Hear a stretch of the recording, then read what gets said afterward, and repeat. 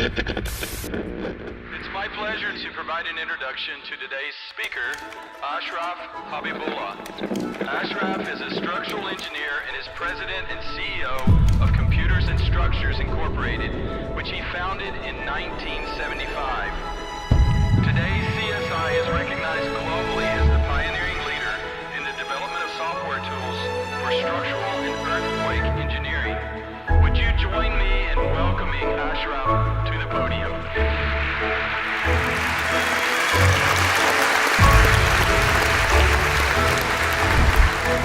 Welcome and greetings. You know, these are such strange times. I mean, look at me. I'm talking to you from my garage that they've actually converted into a movie set. There's lights, a stage, there's cameras, the whole works. I mean, under normal circumstances, at this point in the convention, we would all be arriving at the CSI party, all dressed up with all of our glitz and glamour, getting ready to party all the way into the night with the Ashraf All-Stars, celebrating this amazing profession and celebrating each and every one of you. But you know what? I know that this is a virtual event, but I don't think there's any reason why this does not also have to be a celebration. So I'm gonna start out by dressing up for it. So here we go.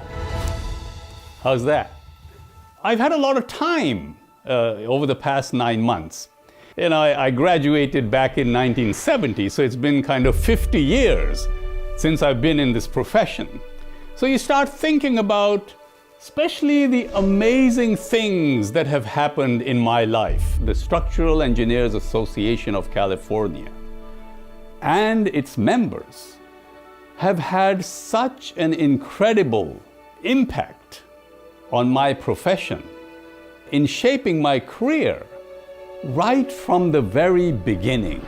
I was lucky to get to know some of the stars of our profession very, very early in my professional life. And it all started with this course that I taught through the UC Extension. Soon after I left campus, working with Dave Messenger and Frank McClure, it dawned on me that a lot of the technology that was being developed was really not being used by the profession. They were still using hand calculators when I joined the profession. So it dawned on me that maybe if I taught a course which bridged what they were doing on campus with what I thought the profession could use at the time, some of the software, some of the programs that Ed Wilson had written, which were just sitting on the shelf on campus and being used by some companies, some engineering firms in the profession, but very few of them. So I approached Ed Wilson, who was the division chair at the time, and I said to him, I would like to do this. He just basically said it was a good idea. It's important to note that till that point in time, I had never taught anything to anybody. So I worked with him, we put together a course outline, and we advertised it. I think it was the fall of 1975. And the course was entitled Static and Dynamic Analysis of Conventional Structures. So I studied all summer long for it. So a week before the class was supposed to start, I called the class coordinator. I asked her, hey Nanette, how many people do we have? And Nanette says to me, you have 187 registered. Usually we get about 30. So we've moved you into the main auditorium in Dwinelle, which is a big auditorium on campus. Now I enter the room and there's a sea of people. I had no idea what I was getting myself into.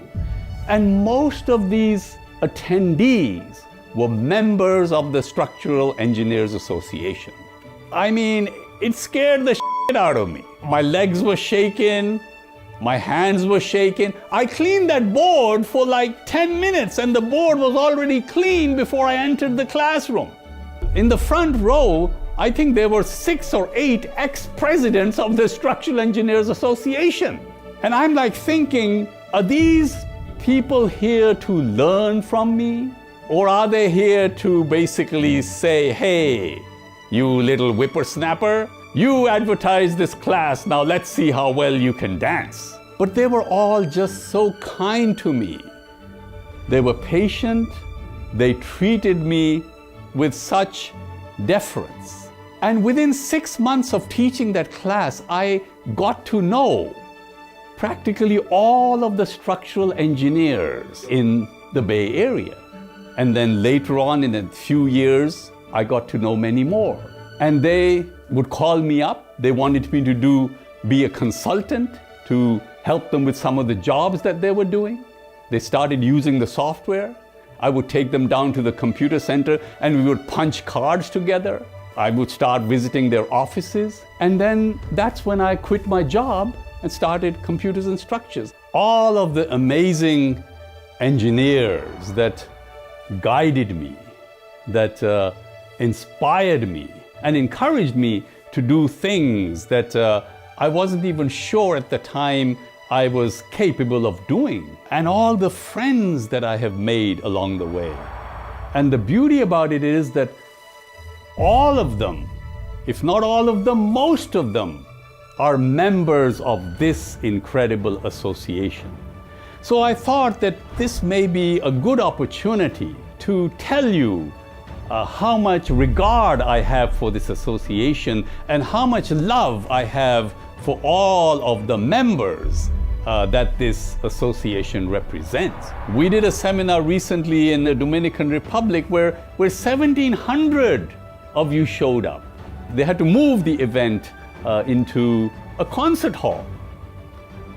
And every time we have the seminar, I have the most incredible time with everyone. And we turn it into an event. We take pictures together, we have incredible food, and the seminar actually becomes a party and a celebration. And then in the end, you make me autograph books that I haven't even written. How many books of Ed Wilson, Ray Clough, and Joe Penzine, and Graham Powell have I actually signed? You attend all of our parties. You not only want to come yourself, you want to bring everybody that you know. And every year the party grows bigger and bigger and bigger. This year, the guest list had over 1,600 people. And it was sad that we had to cancel that. And not to say the fact that, you use our software. You, the professionals, have made the company that we are today. Without you, we would be nothing. It's not rocket science. If nobody uses the software, there is no company, there is no product. And of course, the ones I love the most that call us up when the software doesn't work, and they tell us that our software sucks, but then they continue to use the software and give us an opportunity to fix it. And they tell other people about the software. Today we license software in 160 countries, and it is all because of the nice things that the members of this association over the years have said about our products. And of course, our gratitude associated with that is limitless. So those that know me know that I really never wanted to be a structural engineer. Growing up in Pakistan, I always dreamt about being a rock star.